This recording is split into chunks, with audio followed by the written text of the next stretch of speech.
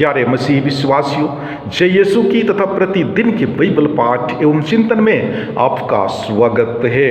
आज का पहला पाठ सामुएल का पहला ग्रंथ अध्याय 1 पद संख्या 9 से 20 तक से लिया गया है। वचन कहता है, किसी दिन जब अन्ना का परिवार शीलो में भोजन कर चुका था तो वह उठकर प्रभु के मंदिर गई। उस समय याजक एली मंदिर के द्वार के पास अपने आसन पर बैठा हुआ था। अन्ना दुखी होकर प्रभु से प्रार्थना करती थी और आंसू बहाती हुई उसने यह प्रतिज्ञा की, हे विश्वमंडल के प्रभु, यदि तू अपनी दासी का दयनीय दशा को देखकर उसकी सुधि लेगा, यदि तू अपनी दासी को नहीं भुलाएगा और उसे पुत्र प्रदान करेगा, तो मैं उसे जीवन भर के लिए प्रभु को अर्पित करूंगी और उसके सिर पर उस्तरा कभी नहीं चलाया जाएगा। जब वह बहुत देर तक प्रभु से प्रार्थना करती रही तो एली उसका मुख देखने लगा।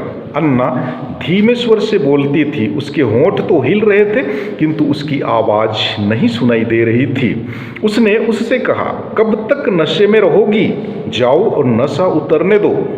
अन्ना ने यह उत्तर दिया, महोदय, ऐसी बात नहीं है, मैं बहुत अधिक दुखी हूँ। मैंने ना तो अंगूरी पी ली और ना कोई दूसरी नशीली चीज।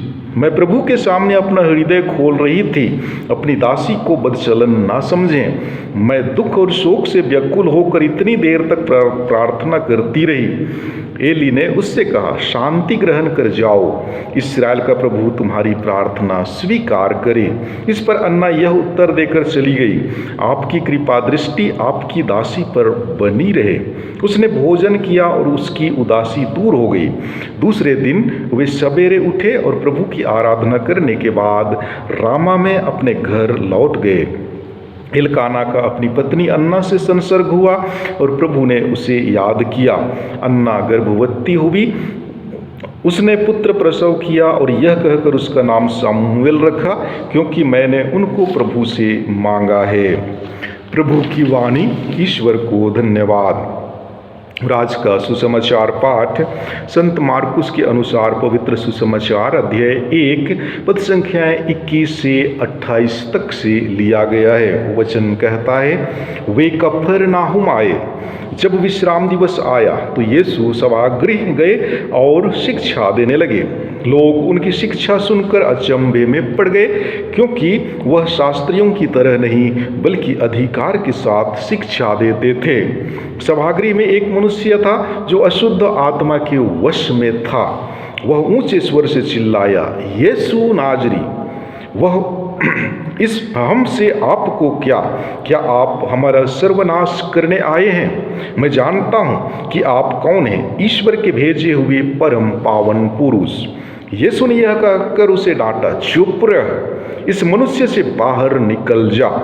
अब दूत उस मनुष्य को झकझोरते हुए ऊंचे स्वर से चिल्लाकर उसमें से निकल गया। सब चकित रह गए और आपस में कहने लगे, यह क्या है? यह तो नए प्रकार की शिक्षा है। वह अधिकार के साथ बोलते हैं, वह अशुद्ध आत्माओं को भी आदेश देते हैं और वे उनकी आज्ञा मानते हैं। इसके बाद यीशु की चर्चा शीघ्र ही गलीलिया प्रांत के कोने कोने में फैल गई। प्रभु का सुसमाचार। हे ख्रिस्त तेरी स्तुति हो। प्यारे मसीही विश्वासियों, अन्ना एलकाना की पत्नियों में से एक थी जो बांझ थी। हकीकत ये है कि अन्ना को एलकाना अधिक पसंद करता है। दूसरी पत्नी अन्ना का मजाक उड़ाती है। प्रत्येक वर्ष सारा परिवार पद यात्रा के लिए शीलोह के मंदिर जाता है। बलिदान समाप्ति के उपरांत अन्ना मंदिर आकर अपने दुख और चिंताओं को ईश्वर के सामने प्रकट करती है। याजक उसे प्रार्थना करते और आंसू बहाते देखता है और सोचता है कि वह नशे में है। फलतः वह उसके पास जाकर उसे गाली देता है, मगर उसे अपनी गलती का एहसास होता है तथा वह अन्ना के साथ उसके लिए प्रार्थना करता है। उनकी प्रार्थनाएं सुनी जाती हैं। प्रेम के लिए एक उचित माहौल की आवश्यकता होती है। हमें विनम्रता के साथ बोलना चाहिए। हमारा उद्देश्य प्यार होना चाहिए, क्योंकि प्यार कभी दुख नहीं देता है। ईसा की शिक्षा का गहरा प्रभाव पड़ता है। शास्त्रियों की तरह नहीं, लेकिन अधिकार के साथ शिक्षा देते हैं। शास्त्री किस प्रकार शिक्षा देते हैं, यह एक प्रश्न है। जब भी शिक्षा देते हैं तो सिर्फ वे गुरु की कही बातों को ही दोहराते हैं। शास्त्री कभी भी ईश्वर के अनुभव को नहीं बतलाते हैं। यही कारण है कि लोग ईसा की शिक्षा को सुनकर आश्चर्यचकित होते हैं। वह ईश्वर के अनुभव को दृष्टांतों में बतलाते हैं, जिससे सभी समझ जाएं। हर बात को वे देख सकते हैं। न केवल वे सुनते और देखते हैं, मगर अपने मन में कई बातों को महसूस भी करते हैं। उनके चमत्कार कार्यों में नजर आते हैं। इसीलिए फरीसियों की अपेक्षा यीशु का सुसमाचार अधिक प्रभावशाली था, क्योंकि उन्होंने हृदय की गहराइयों से अपने विश्वास को उनके सामने प्रकट किया था। उन्होंने अपने अनुभवों और अपनी आस्था को लोगों को बतलाया था।